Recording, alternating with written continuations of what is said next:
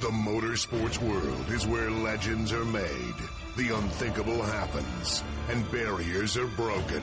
One man harnesses the power of an industry every week. This is the General Tire Down and Dirty Show, powered by Polaris Razor, with Jim Beaver.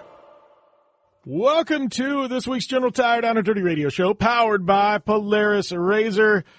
Let me tell you, we say this pretty much every show, but this one is definitely an all-killer, no-filler episode. Pretty much every single segment, we have a guest, 4 blockbuster guests, one of them taking up the entire hour number 2, 3 guests taking up the whole hour number 1. Let me tell you, we are bringing it, I mean absolutely bringing it on this week's Down and Dirty Radio Show. This is why you listen to us. It's for the guests, and we are delivering today. Kicking things off in hour number 1, we have Super Cross rookie and a guy that is on a mission coming off of Atlanta and a couple of podiums there, Chase Sexton on the show. Then following Chase Sexton, we got another Supercross rider. We got a guy that's been around the block for a while, always up front, Mr. Dean Wilson on the show. Then, to cap off hour number 1, we're flipping it over to my girl, Kristen Matlock, one of the baddest women on the planet, coming off a massive win in her Razor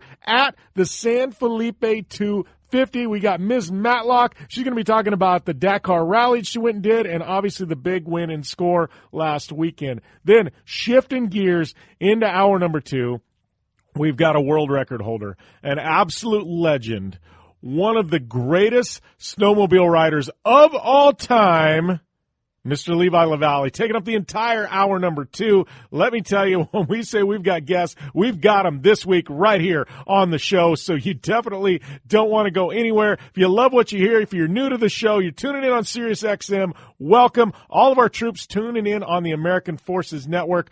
Thank you for what you do for our country. Thank you for listening to this show. Apple Podcasts, Podcast One, Sports Byline, wherever you're listening to us, thank you. Please, when you get a chance, head over to Apple Podcasts, hit the subscribe button to the show, and you can give me a follow at JimBeaver15 on social media. I do have a few small segments.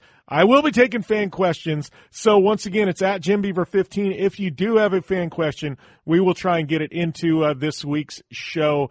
And, I don't know. Too many fan questions, and we're not going to be able to fit them all in because it is all killer, no filler right here on the General Tire Down and Dirty Radio Show, powered by Polaris Razor. Hang tight. Go and grab a cold one. Come back because let me tell you, it's going to be 2 hours of nonstop fun right here on the show. Whether you're looking for a tire that balances high performance, responsiveness, and traction in wet and light snow conditions, excellent handling and traction in wet and dry conditions, or a summer performance tire designed with the driving enthusiast in mind, General Tire has you covered. From the all-new G-Max RS to the Grabber ATX, no matter what you drive, General Tire will get you where you're going. Learn more at GeneralTire.com. General Tire, cruising with the Down and Dirty Radio Show since 2012. You want extreme performance, reliability, and the most fun you can have on 4 wheels? The Polaris Razor brings it to you. But you don't need to take my word for it. You can take theirs. I'm Tanner Faust, and I choose the Polaris Razor because it's the most fun you can have with a steering wheel. What's up? I'm Ronnie Renner, and I choose Polaris Razor because it's the sickest, most reliable side-by-side on the planet. What's up, everybody? Heavy D from Diesel Brothers. Listen, I'm on Team Razor because it's hands down the best piece of machinery on the planet. I'm RJ Anderson, and I choose Polaris Razor because it's the most fun, most capable machine. Action sports stars, TV personalities, and some of the best race car drivers in the world all choose Polaris Razor because it's the ultimate combination of power, suspension, agility, and fun. Find out more information on the web at PolarisRazor.com or follow at Polaris Razor on Facebook, Instagram, and Twitter, and use the hashtag RazorLife to share your story. Conditions off the pavement are always changing, so why settle for a light bar that just turns on and off? The Rigid Adapt is a revolutionary new light bar that will automatically select from 8 beam patterns that range from a widespread 90-degree flood to a 15-degree spot based on your vehicle's speed. Try that with your knockoff light bar. A dash-mounted controller allows the user to toggle between adaptive mode, beam patterns, and RGBW accent lighting. With Adapt, it's easier than ever to own the night. From the 2018 Master Distillers of the Year comes a bold new American whiskey and fistful of bourbon. Their whiskeys have been award-winning for generations. Now they're going all in on bourbon, blending 5 straight whiskeys to create a big balanced bourbon that stands apart from everything else. So grab yourself a fistful of bourbon, a blend of 5 bourbons created with over 100 years of whiskey blending experience. It ain't just a bourbon, it's a damn fistful. Please enjoy responsibly. When looking for a new wheel for your off-road vehicle, car, truck, or UTV, the choice is easy. You choose what the pros use. Rob McCachran, Keegan Kincaid, and myself, Jim Beaver, all exclusively use Vision Wheel, whether we're dominating Baja, taking the cup at Crandon, or shredding UTVs. Vision Wheel's trend-setting designs and durability will set you apart from the competition and your friends. Check out visionwheel.com or @VisionWheel on social media to learn more. Like what you hear? Catch all the back episodes of the Down and Dirty Radio Show on Apple Podcast, and be sure to rate, review, and subscribe. Welcome back to the General Tire Down and Dirty Radio Show, powered by Polaris Razor. I'd like to welcome one of my guests this week to the show, a guy who is probably feeling pretty comfortable about now, Chase Sexton. Welcome, my friend. Thanks for having me. So I guess let's talk a little bit. I mean, obviously we got to talk about Atlanta. You got to be feeling pretty good heading into these last 2 rounds in Salt Lake City after the performance in Atlanta, man. That's I feel like it was it's been a long time coming, but you got to be pretty stoked. Yeah, you kind of nailed that one. It's been a little bit of a up and down year. I started off pretty good. Obviously, I was leading my second race in the 450 class, being a rookie this year, and ended up going down, which put me out for probably, I think, 6 races, I think, and then came back, and it was kind of a rough go a little bit. I got a few top 5s, and then going into Atlanta, I felt pretty good on the bike and felt like I had what it takes to be on the podium, and came out and got 2 podiums in a row, won the last race, won the heat race at the last race, and then I didn't have the best main event, but overall it was a really good trip to Atlanta, and starting to really feel like I'm doing what I'm supposed to on the bike and getting the good starts and putting myself in the right positions and just kind of riding like how I used to ride on the 250. It's been the key. Yeah. Do you like, Atlanta's kind of had the outdoor feel, and obviously Daytona's kind of that way. You had a couple good results at Atlanta. I mean, obviously, you took your very first ever 450 win in the outdoors. Do you feel like these tracks that like Atlanta, Daytona, they kind of cater to your riding style a little bit more, or that they have that outdoors feel? I would say so, yeah. But overall, I really do like Supercross. I like the normal tracks. For some reason, I just think Atlanta, the dirt, and just me getting good starts kind of just put me in the right positions to do what I was capable of. And I wouldn't say it was more the track. I did like that we had more room. The obstacles were a little bit bigger and just made for better racing, I felt like. So that really I gelled well with. But overall, I mean, I really do love Supercross, and I feel like I was really good at it on the 250. And now going to the big bike, it's been a little bit of a learning curve, just trying to find where to use the power at on those shorter tracks and trying to just, find better lines when it gets into that 10 minutes into the main event. So just been a learning experience, but overall I feel like I've been learning more and more and taking everything I can from every weekend.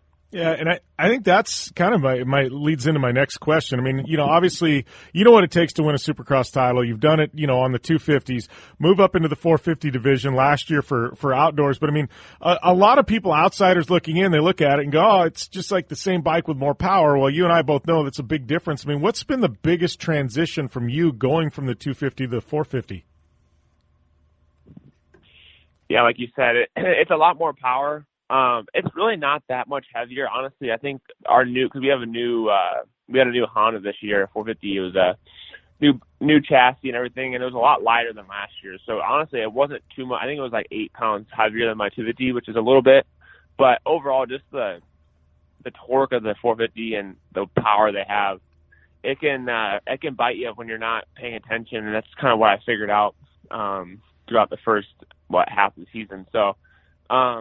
That and just the main events are 5 minutes longer, obviously, and being the last race of the day, it's the track's pretty torn up, and trying to find new lines halfway through the main event has been my biggest struggle, and that's what I feel like the top guys excel at really well. So that's kind of what I've been focusing on, and just trying to just find those better lines, and that ultimately is what wins races. So. Yeah, you think last year, and obviously we'll talk about this season a little bit because I know you missed a chunk in the middle of the year, but do you think last year the move up into the 450 division kind of mid-season between Supercross and outdoors, do you think that helped you this year in Supercross? A lot of guys wrap up a year and then they make the transition. You were kind of able to do it, and you feel like that experience in the outdoors on the 450 definitely helped you this year on the in Supercross on the 450 just because you did have some races under your belt on the bike? I would definitely say so. I felt more comfortable coming to the first race.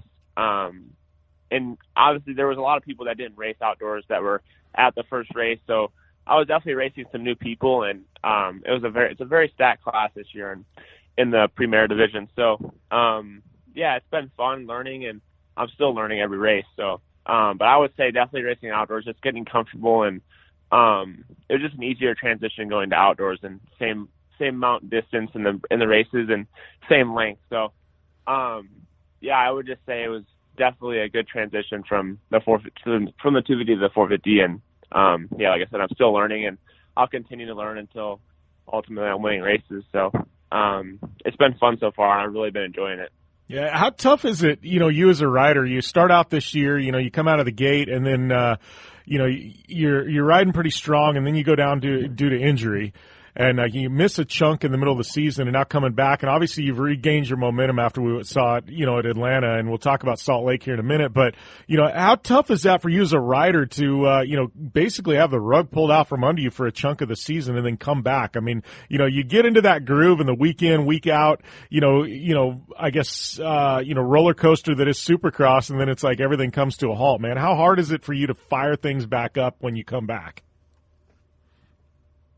It's very difficult. It's not so much hard to get back racing. It's more that everyone has been in that groove, and their race pace has just grown when you've been sitting on the couch. So I would say that's just the hardest part, is trying to get back to their pace. And yeah, it's hard to really you can't really replicate racing, obviously, at the practice track. So just trying to get back up to race pace is what was difficult, and now I feel like I'm back to where I need to be. And but yeah, it was definitely a grind trying to get back to the top, or to the podium. Yeah. So now you got a couple of podiums in Atlanta. We move into the two finales, I guess, in Salt Lake City. I mean, you've got this momentum coming out of Atlanta, man. I mean, what's it going to take to put it all together one of these next two rounds here in Salt Lake?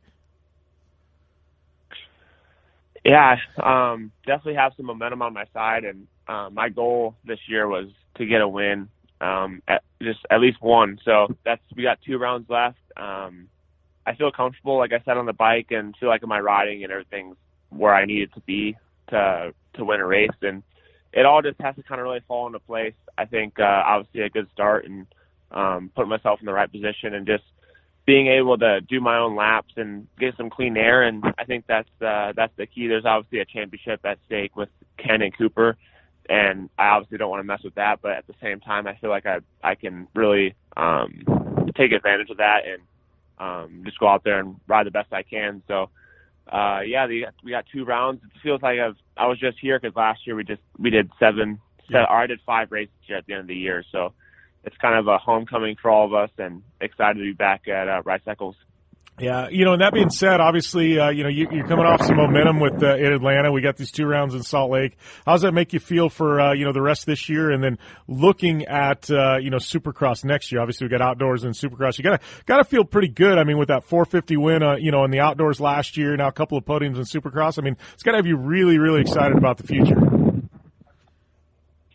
Yeah, coming into outdoors and obviously finishing up Supercross, I feel really good. Going into outdoors, we had that season under us last year that I did the first my debut on the 450. So definitely feel more comfortable going into there, and I feel like I definitely have what it takes to be a championship contender and go out there and win races. So that's kind of where my mindset's at. And I've been riding a little bit outdoors this week. I rode one day because it rained in Florida, so I had to go ride a sand track. So it's been nice to be able to switch it up a little bit and kind of shift my momentum towards outdoors and try and go out there and do the best I can. So, yeah, definitely looking forward to